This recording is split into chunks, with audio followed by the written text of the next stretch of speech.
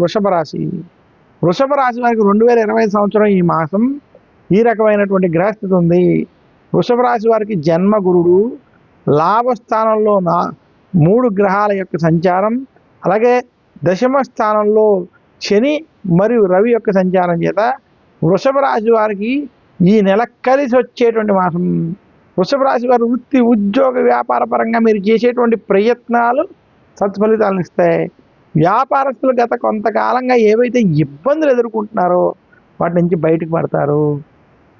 వృషభ రాశి వారికి ఏవైతే సమస్యలు కొంతకాలం నుంచి ఇబ్బంది పడ్డాయో ఆ సమస్యలు మాత్రం తొలగుతాయి.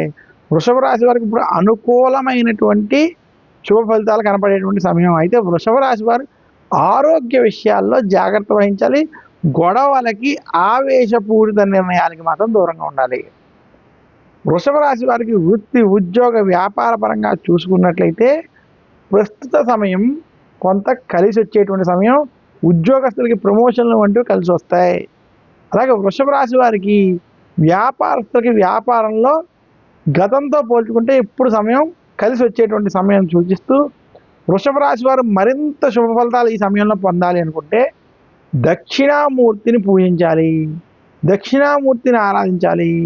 గురువారం రోజు విశేషంగా దక్షిణామూర్తి స్తోత్రాన్ని వంటి పారాయణ చేసుకోవడం వల్ల మరింత శుభ ఫలితాలు వృషభ రాశి వారికి కలుగుతాయని తెలియజేస్తున్నాను.